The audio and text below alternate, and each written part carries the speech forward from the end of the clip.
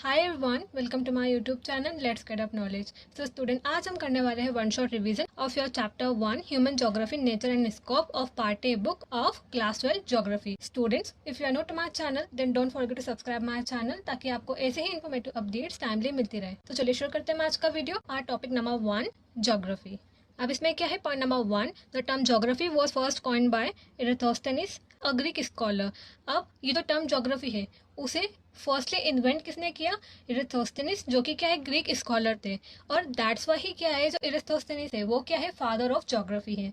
The world has been derive from 2 roots from Greek language. और ये जो word geography है ये ग्रीक लैंग्वेज के 2 वर्ड से मिलकर बना है, जिसमें जियो का मतलब क्या है, अर्थ, और जो ग्राफोस है उसका मतलब क्या है, डिस्क्रिप्शन। और जब हम इन दोनों को ही कंबाइन करेंगे तो बनेगा ज्योग्राफी, जिसका मतलब क्या है, description of the earth. Point number 2, geography as a field of study is integrative, empirical and practical.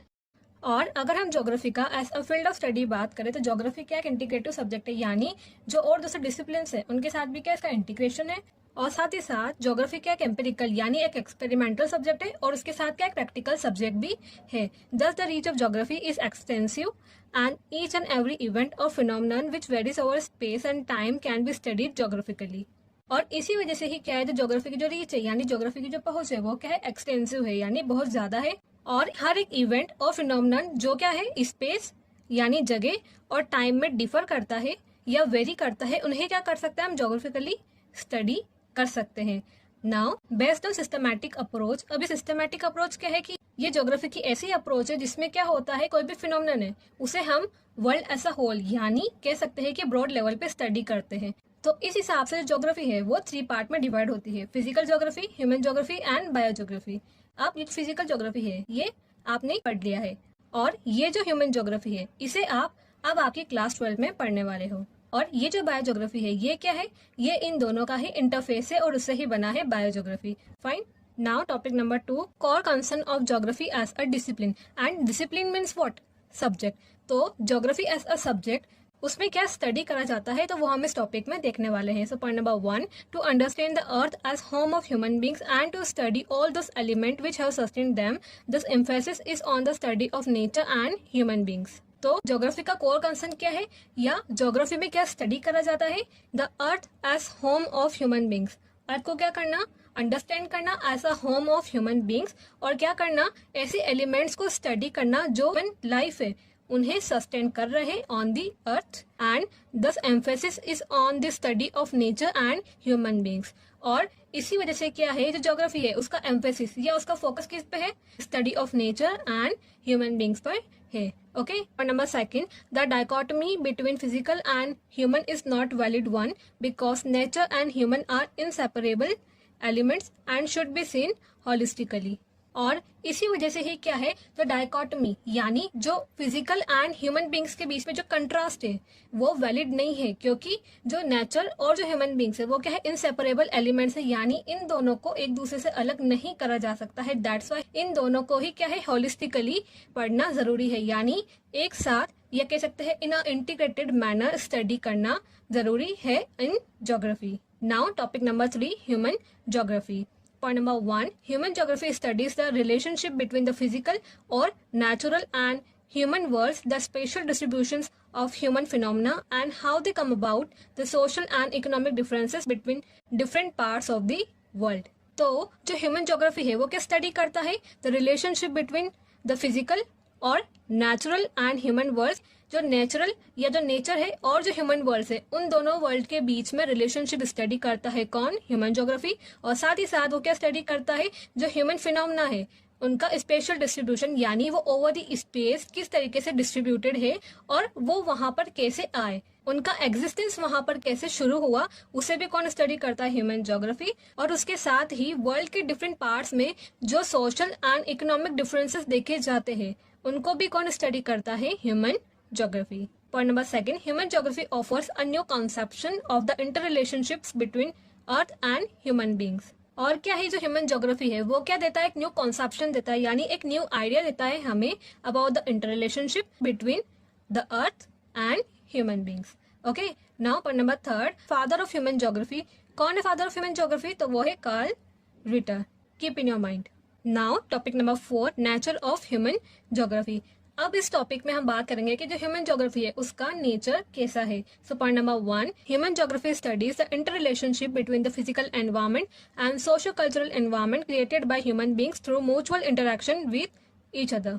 तो जो ह्यूमन ज्योग्राफी है वो क्या स्टडी करता है, जो फिजिकल एनवायरमेंट यानी जो हमारा नेचर है, और जो सोशो कल्चरल एनवायरमेंट जो कौन क्रिएट करता है, ह्यूमन बींग्स, जब उनका जो म्यूचुअल इंटरेक्शन होता है विथ ईच अदर, तो उनको स्टडी कौन करता है, human geography. Now point number 2, houses, industries, villages, cities, ports, items of our daily use and other elements of material culture have been created by human beings using the resource provided by the physical environment। तो ये जो चीजें हैं, houses, industries, villages, cities, ports और ये सब, इन्हें जो ह्यूमन बींग्स है उन्होंने क्रिएट कैसे किया, by using the resource provided by the physical environment. कैसे किया, जो फिजिकल एनवायरमेंट यानी जो हमारी जो नेचर है, उन्होंने जब ह्यूमन बींग्स को रिसोर्सेज प्रोवाइड किए तो इन रिसोर्सेज का यूज करके ही जो ह्यूमन बींग्स है उन्होंने इन सब चीजों को क्रिएट करा है। Now point number 3, while physical environment has been greatly modified by human beings, it has also in turn impacted human lives। अब क्या है, जो फिजिकल एनवायरनमेंट है वो ह्यूमन बींग्स के थ्रू बहुत ज्यादा मॉडिफाइड करा जा चुका है, और यही क्या है, अब जो ह्यूमन लाइफ है उनको इम्पैक्ट कर रहा है। और इसी से ही क्या है, जो 2 कॉन्सेप्ट है वो आए। फर्स्ट है naturalisation of humans and second humanisation of nature.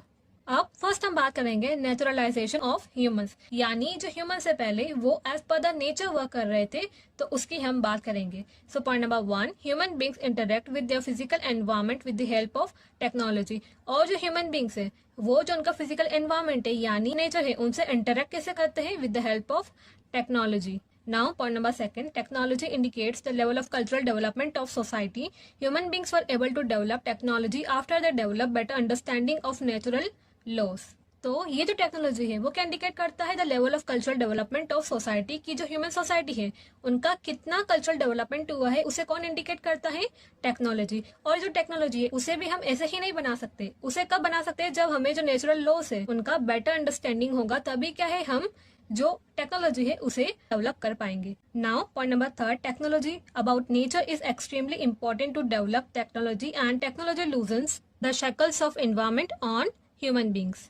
तो टेक्नोलॉजी को डेवलप करने के लिए जो नेचर है उसका नॉलेज होना एक्सट्रीमली इंपॉर्टेंट है, और जो टेक्नोलॉजी है वो क्या करता है, जो इन्वायरमेंट का जो शैकल्स है यानी जो इन्वायरमेंट का रेस्ट्रिक्शंस है ऑन द ह्यूमन बींग्स उसे कम करता है या लूज करता है। Now point number 4, the type of interaction between primitive human society and strong forces of nature was termed as environmental determinism. तो ऐसा interaction between hmm, between primitive human society यानी जो एंशिएंट ह्यूमन सोसाइटी थी और जो strong forces of nature है, उनके interaction को क्या नेम दिया गया, एनवायरमेंटल डिटर्मिनिज्म। तो ये जो कॉन्सेप्ट है एनवायरमेंटल डिटर्मिनिज्म, इस कॉन्सेप्ट को कौन लाया, रैटजेल लाए, और उनके ही स्टूडेंट थे चर्चिल, सैंपल। ये दोनों ही क्या लाए, एनवायरमेंटल डिटर्मिनिज्म का कॉन्सेप्ट लाए। और इसमें क्या होता है, इस कॉन्सेप्ट में जो ह्यूमन सोसाइटी है उनके पास क्या होता है, लो लेवल ऑफ टेक्नोलॉजी, और क्या होता है, उस समय नेचुरलाइज ह्यूमन होते हैं यानी प्रिमिटिव ह्यूमन सोसाइटी होती है, या कह सकते हैं क्या था उस समय, एंशिएंट ह्यूमन सोसाइटी था। तो उस समय एनवायरमेंटल डिटर्मिनिज्म का कॉन्सेप्ट था, जिसमें हर चीज को डिटरमाइन कौन करता था,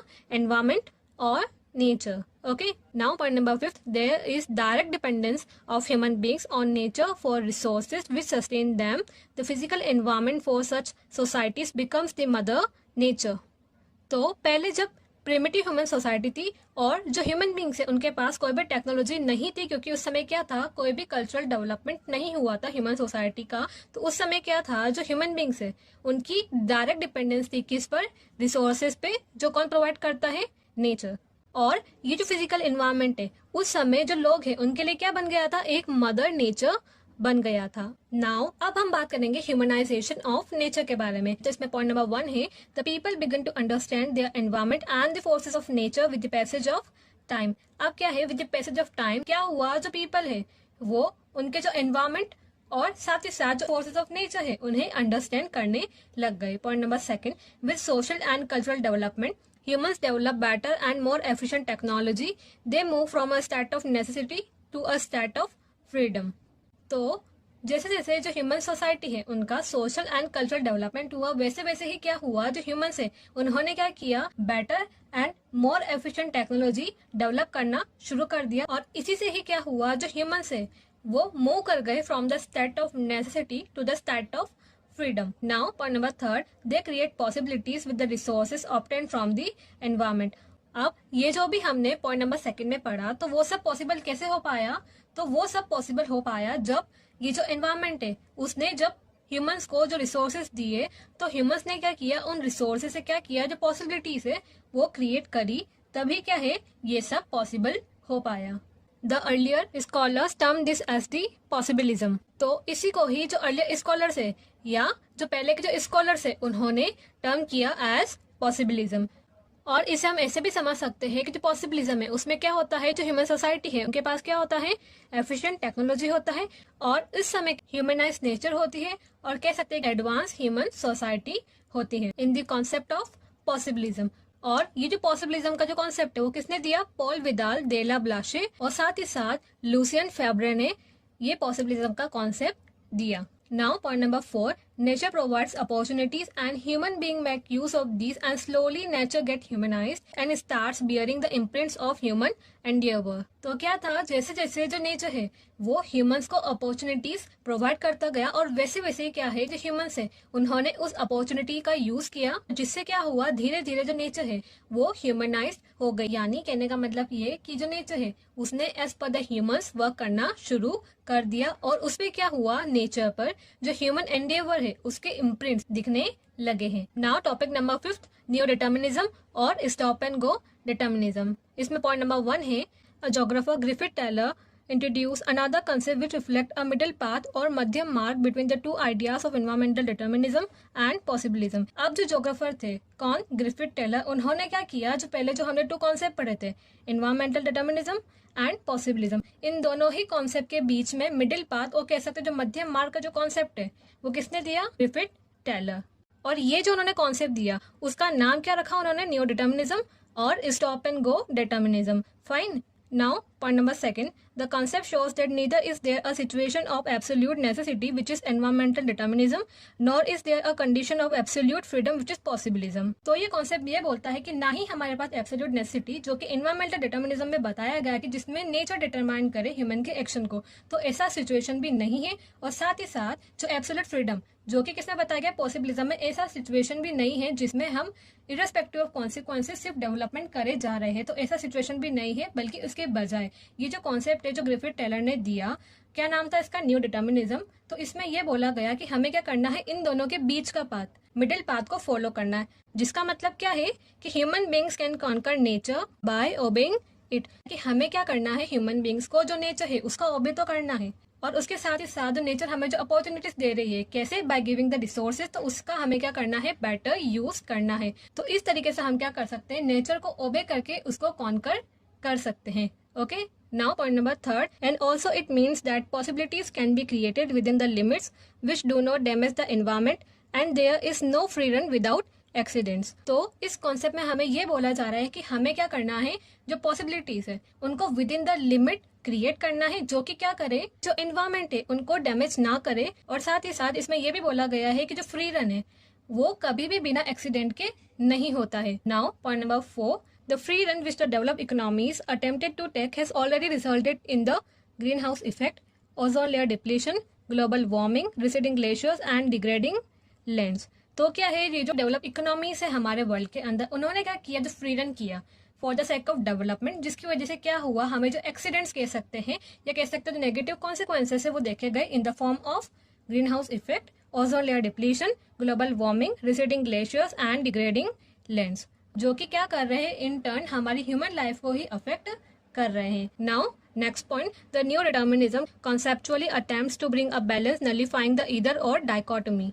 तो ये जो न्यू डिटर्मिनिज्म का जो कॉन्सेप्ट है उसका अटेम्प्ट क्या था कि जो ईदर और की डाइकोटमी है, यानी जो ईदर और का जो कंट्रास्ट है between environmental determinism and possibilism, उसको बैलेंस करना या नलिफाई करना, यानी खत्म करना. Now topic number 6, human geography through the corridors of time. तो इसमें पॉइंट नंबर 1 है the process of adaptation, adjustment with and modification of the environment started with the appearance of human beings over the surface of the earth in different ecological niches. अब ये जो process of adaptation, adjustment और environment का जो modification का जो process है वो कब से स्टार्ट हुआ, जब से जो ह्यूमन बींग्स है उनका अपीयरेंस देखा गया over the surface of the earth in different ecological niches. Now point number 2, thus if we imagine the beginning of human geography with the interaction of environment and human beings, it has its roots deep in history. Thus the concerns of human geography have a long temporal continuum, though the approaches to articulate them have changed over time.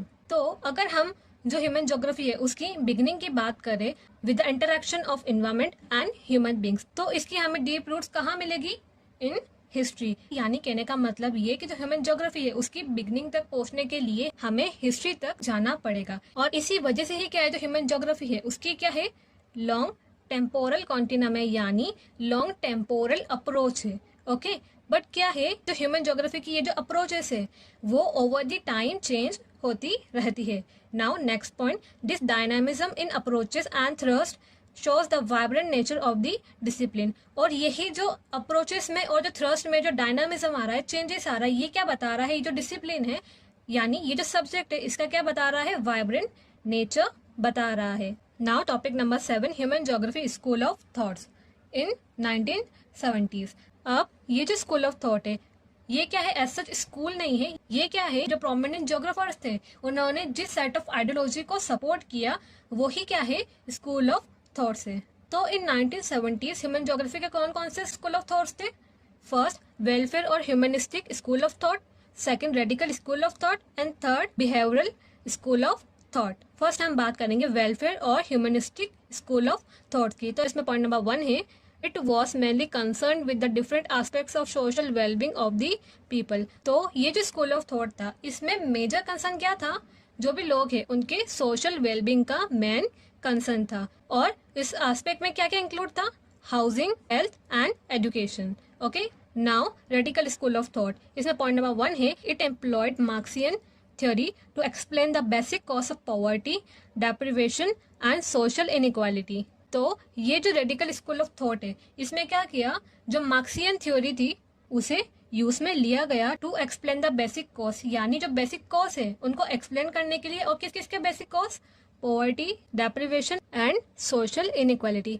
इनके जो basic cause है उनको explain करने के लिए ये जो school of thought है इसमें क्या एम्प्लॉयड किया गया है, क्या यूज करा गया, Marxian theory. Okay, now point number 2, contemporary social problems were related to the development of capitalism. और ये जो रेडिकल स्कूल ऑफ थॉट है इसमें ये पाया गया कि उस समय जो कंटेम्पररी सोशल प्रॉब्लम्स थी वो किससे रिलेटेड थी, to the development of capitalism. Now, behavioral school of thought. Point number 1, it laid great emphasis on lived experience and also on the perception of space by social categories based on ethnicity, race and religion, etc. और अब ये जो behavioural school of thought है इसमें great emphasis यानी great focus किस पे करा गया, जो लिव्ड एक्सपीरियंस है उन पे करा गया, और किस पे फोकस करा गया, perception of space by social categories based on ethnicity, race and religion.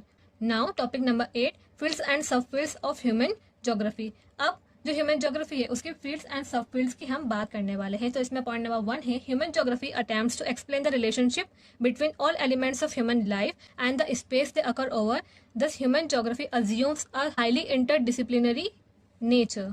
तो अब ये जो ह्यूमन ज्योग्राफी है इसका अटेम्प्ट क्या है कि जो भी ह्यूमन लाइफ के एलिमेंट्स है और वो कहाँ पे अकर हो रहे हैं उनका, और जो एलिमेंट है उनके रिलेशनशिप को स्टडी करना या एक्सप्लेन करना ह्यूमन ज्योग्राफी का अटेम्प्ट है। और इसी वजह से ही क्या है जो ह्यूमन ज्योग्राफी है वो क्या है, हाईली इंटरडिसिप्लिनरी नेचर है। Now point number 2, it develops close interface with other sister disciplines in social sciences in order to understand and explain human elements on the surface of the earth. अब क्या है, जैसा कि हमने हमारे above point में देखा कि जो ह्यूमन ज्योग्राफी है उसका अटेम्प्ट क्या है, जो ह्यूमन एलिमेंट है on the surface of the अर्थ उनका और जो नेचर है उनके बीच में जो रिलेशनशिप है उनको अंडरस्टैंड करना या एक्सप्लेन करना ही क्या है जो ह्यूमन ज्योग्राफी है उसका अटेम्प्ट है। और इसी को ही अच्छे से अंडरस्टैंड करने के लिए या समझाने के लिए ही जो ह्यूमन ज्योग्राफी है उसका क्या है, क्लोज इंटरफेस है with other sister disciplines in social science. Okay, now point number 3, with the expansion of knowledge new subfields emerge and it has also happened to the human geography. जैसे पहले human geography में बस 6 ही fields थे। कौन कौन से? Social geography, urban geography, political geography, population geography, settlement geography and economic geography. But with the passage of time, जैसे जैसे जो ह्यूमन नॉलेज है उसका एक्सपांशन हुआ, क्या हुआ, जो न्यू सब फील्ड्स है वो इमर्ज हुए और ऐसा ही ह्यूमन ज्योग्राफी में भी देखा गया। जैसे जो सोशल ज्योग्राफी थी, बाद में उसके सब फील्ड कौन कौन से इमर्ज हुए? Behavioural geography, geography of social wellbeing, geography of leisure, cultural geography, gender geography, historical geography, medical geography. उसके बाद अर्बन ज्योग्राफी, उसके बाद पॉलिटिकल ज्योग्राफी। फिर उसके भी क्या हुए? सब फील्ड इमर्ज हुए। कौन कौन से? Electoral geography and military geography. फिर उसके बाद पॉपुलेशन ज्योग्राफी, सेटलमेंट ज्योग्राफी, उसके बाद इकोनॉमिक ज्योग्राफी। उसमें कौन कौन से सब फील्ड इमर्ज हुए? Geography of resources, geography of agriculture, geography of industries, geography of marketing, geography of tourism, geography of international trade. फिर क्या था? ये जो ह्यूमन और जो नेचर है, इनका जो रिलेशनशिप है उसका बेटर अंडरस्टैंडिंग के लिए क्या है, जो ह्यूमन ज्योग्राफी है उसका इंटरफेस देखा गया with the sister discipline of social sciences. जैसे जो बिहेवियरल ज्योग्राफी है, इसका जब इंटरफेस हुआ with the discipline of social science, तो उससे क्या बना? साइकोलॉजी। वैसे ही ज्योग्राफी ऑफ सोशल वेलबींग का क्या बना? Welfare economics. Geography of leisure का क्या बना? सोशियोलॉजी। कल्चरल ज्योग्राफी का क्या बना? एंथ्रोपोलॉजी। जेंडर ज्योग्राफी का क्या बना? Sociology, anthropology, human studies. Historical geography का क्या बना? हिस्ट्री।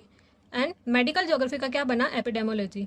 तो इसी तरीके से जो ह्यूमन ज्योग्राफी के जो सब फील्ड्स है उनका इंटरफेस हुआ with the sister disciplines of social sciences. Okay, so student, this is all about today's video. Hope this video proved to be helpful for you, and if you have any query then you can comment me down in the comment section. और channel को अब तक subscribe नहीं किया है तो please do subscribe my channel, because even your one subscription matters a lot for me and it will motivates me to bring more videos for you like this. So thanks for watching my video. मिलते हैं next video में. Till then thank you and bye bye.